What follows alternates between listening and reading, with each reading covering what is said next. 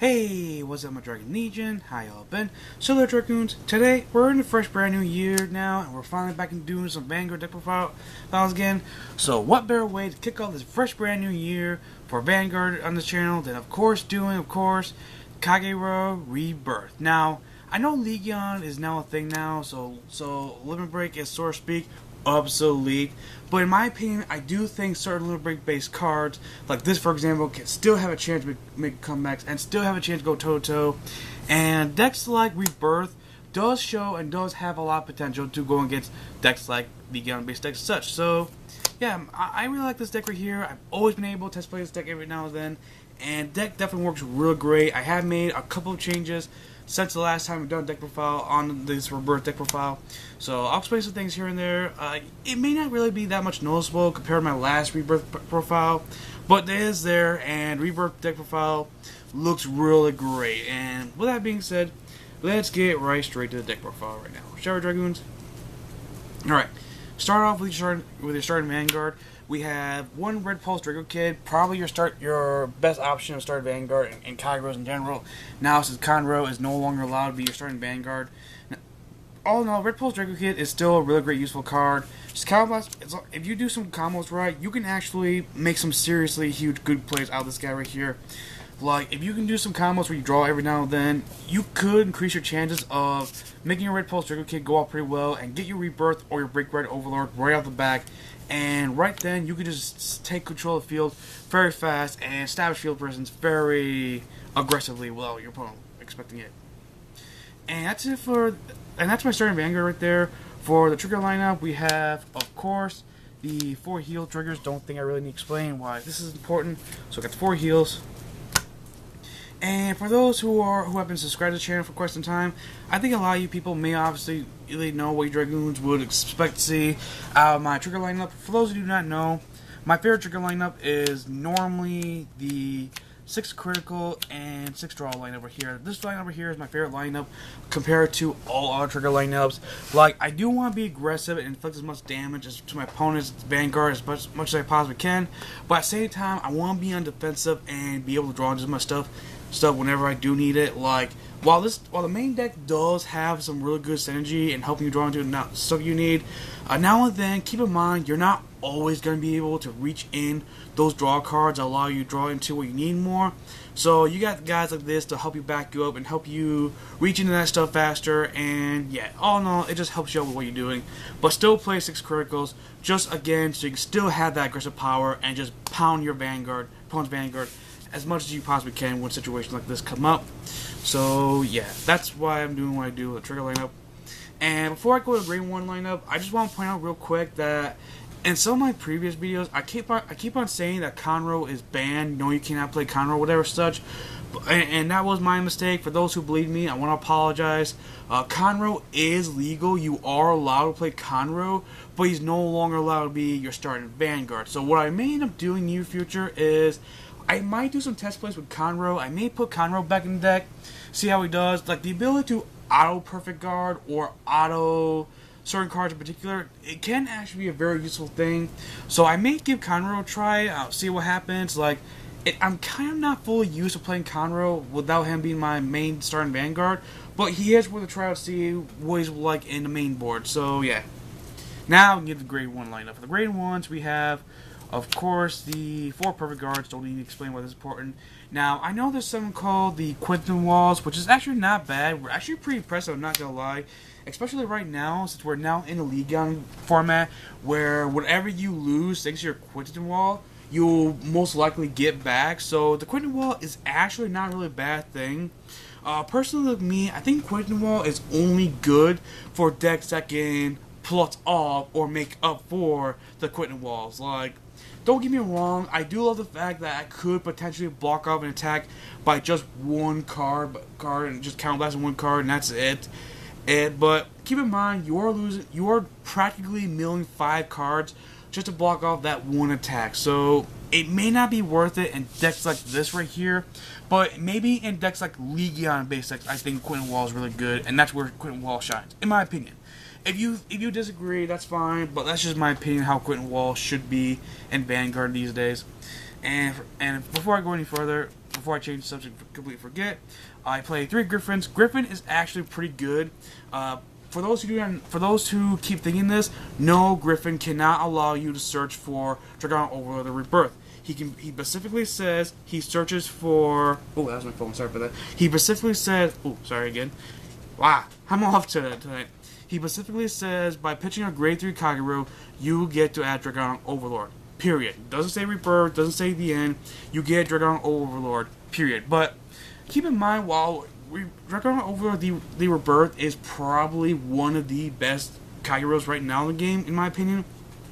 Keep in mind, while Rebirth is a pretty impressive card, he's pretty much iffy until you get your break ride going off. Like, until then, so if you end up pitching a Rebirth to get your Dragon Overlord at the end, no big deal. Or if you get your Rebirth off, but you don't ever get the cross break ride, it's not the end of the world. You can still do some huge, powerful push plays. But in a deck like this, it probably, if you can help it, it probably would be really good if you can pull off the cross break ride the best you possibly can. And Griffin could potentially help you with stuff like that. And do not be afraid of pitching your Rebirth just to get out a regular Dragon Overlord, because there is combos in plays where you can get your Overlord back, your Rebirth back before Pacific.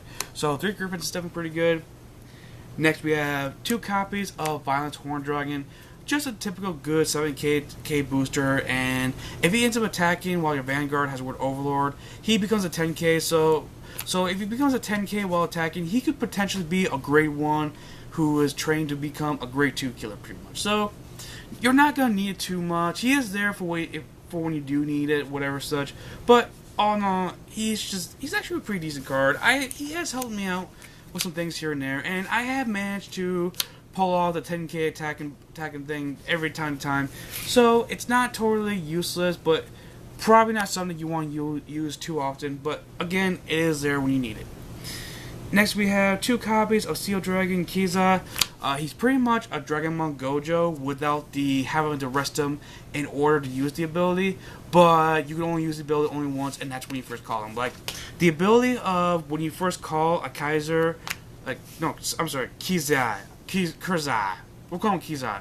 When you first call a Kizai, whatever such, the ability to just pitch a card, draw a card, and still have a 7k booster for 1 year rear guard or that such.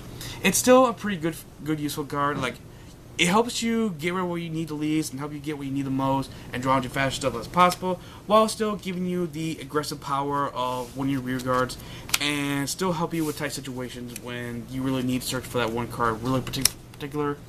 And yeah, next we have 2 copies of Dragonmon Gojo. Like, not the best card like in game, but he is still very useful, and he can still help you with some situations. Like, the ability, like, unlike Kaiser, where if you choose to use the ability, he can't boost anyone unless you get lucky, you get stand triggered and such.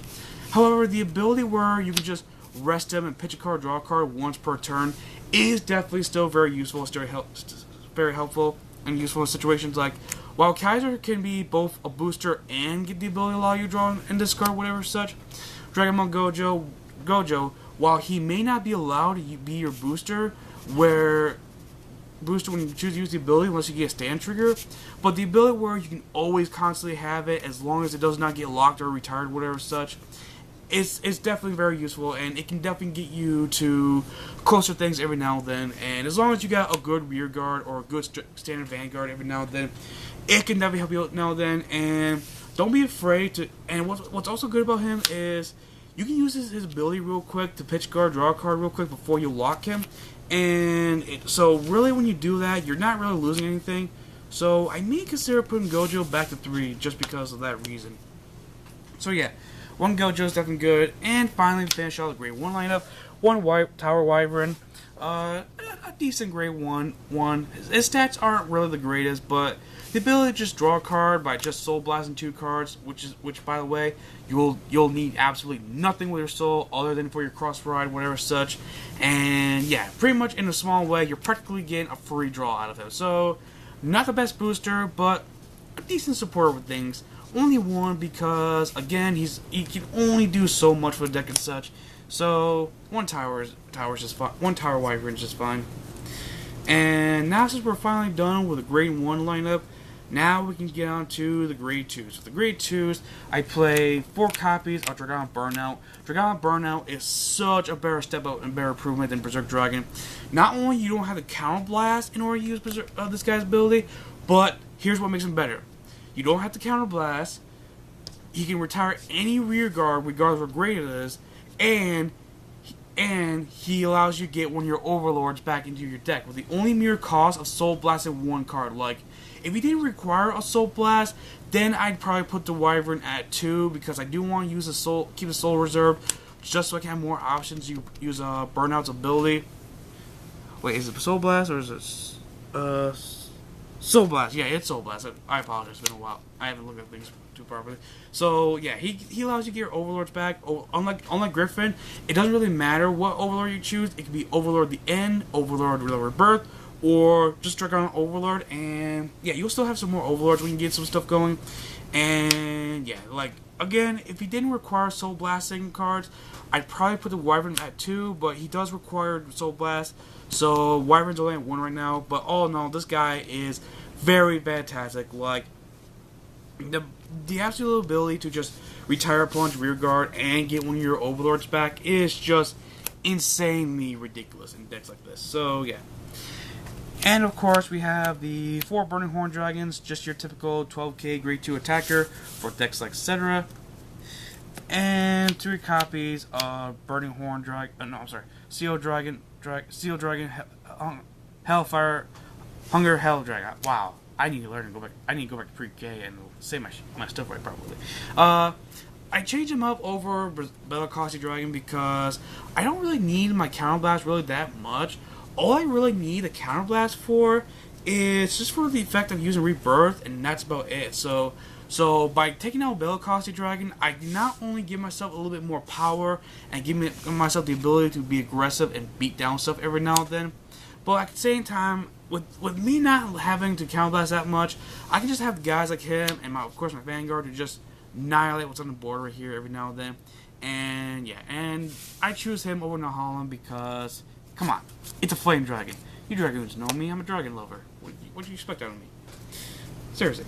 Alright, and that's it for the grade 2s. For the grade 3s, we have, of course, the 3 Dragon Overlords. I'm very surprised they didn't give him a new name like Dragon Overlord the Break Ride, just to separate this guy with the original Overlord. I don't know, that's just my pet peeve right there. Anyways, he has Break Ride ability. Let me break 4. When a Kagero rides atop this unit, that unit gets plus 10 of power and the following ability. Pretty much short and sweet. It's a Break Ride, and that ability is Counterblast 1. Choose a Kagero from your hand and discard it.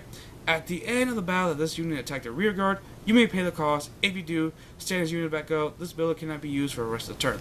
Now, what this does is pretty much what you're going to do is when you perform your cross break ride, your Overlord the Rebirth is going to be able to attack twice, if not 3 times, if you use the ability of your Rebirth as well. Like, your ideal goal is not only give your Rebirth as much power as you possibly can, but give your Overlord the ability to plus off all your triggers the fastest you possibly can. And with this guy backing you up, not only you can have the cross right off, so your the end can be able to, your Rebirth can defend off certain attacks like easier, but at the same time, what also makes him good is he allows you to go a little bit more aggressive. He allows you to beat down stuff a lot easier. And if you end up cross break riding this into another of this, you should be pretty much just fine. It'll definitely give you some more time until you get what you need. And a double drive check where you get 2 twin drives at once is definitely pretty good, especially if you can perform a triple twin drive. In decks like this, it is actually very good, and it can just allow you to get over some huge difficult situations every now and then.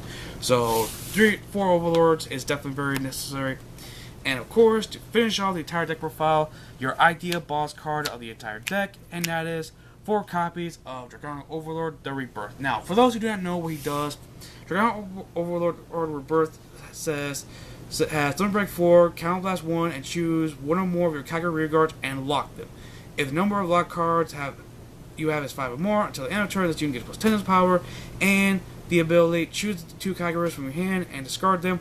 At the end of the battle, this unit attacked the Vanguard. You may pay the cost. If you do, stand this unit back up. This ability cannot be used for the rest of this turn right here. Now, Again, if you can't pull off the cross break ride with this guy on top of your regular Overlord, again, it's not the end of the world. This guy is still a 21 beard that can attack the opponent's Vanguard twice at least. But so it's not really a dead card if you don't perform the cross break ride. But when you do perform the cross break ride, you can just do some huge situational plays. Like, what makes this deck so good is unlike Dragon Overlord the end build, with this build right here, as long as you pull off the cross break ride, you'll get 3 twin drives and of 33,000 Vanguard that can attack your opponent's cards 3 times, and that is like insane what you can do right here. Now, the one cost of this deck, the one flaw that this deck does have in many occasions that I think a lot of people may have already pointed out by now is one, in order to pull off this combo, you need to have exactly 5 Kageros on the board, or else otherwise you're never going to be able to use your Brothers of Limit Break ability. So now then you'll end up having to minus cards from your hand time to time. And 2, when you go off with the Limit Break, while the ability of your Vanguard to attack 3 times is insanely good, at the same time, without the support of your rear guards, other than for allowing them to be locked so you can use your Limit Break ability, it does leave you into some tight situations, because there could be times where your opponent will perfect guard your last 2 attacks, and you won't have a rear guard to give any of your critical triggers to your rear guard as such. So when you want to go a little bit crazy, it does put you in some risky situations, which is reasons like such is why I do play 6-6 instead of 8-4 like most people do with trigger lineups. So yeah, this is why I do things what I do. But all in all, Dragon Overlord Rebirth is still a great, amazing card, and even if you don't land any of his attacks when you perform a cross break ride, he still gets a triple twin drive out of him. So you get some huge, insane pluses out of him. You still get some huge cards, and you definitely get some more allies and more support from your deck to your hand, and something that can definitely help you out with things here and there. So Dragon Overlord Rebirth is still nonetheless a very great, amazing card, and definitely in the hands of the right player. Alright there, Dragoons, that right there was my Kagero Rebirth deck profile. Again, not too many changes have been done, too noticeable, but all in all, it's still a great, fantastic deck, and of course, a great, aggressive deck in the hands of the right player. And before I get to end this video right here, quite a few Dragoons have been waiting very patiently to see my Narukami Radicator deck profile, and nonetheless, Dragoons, do not worry, next Vanguard video, I'll finally have a Radicator Narukami Tempest Ignition build finally set for you, Dragoons. It took me a while, but here it is, next deck profile. Expect this bad boy to be on this channel finally. And with that being said, let me know what Dragoons thought about this deck profile in the comment section down below, and I'll see Dragoons around. Hope you Dragoons enjoyed this video. Please leave a like and a favorite if you did. It really helps out a bit. And subscribe today to become part of the Dragon Legion Alliance. And I'll see you Dragoons another day. Christian Dragoon, signing out. Peace.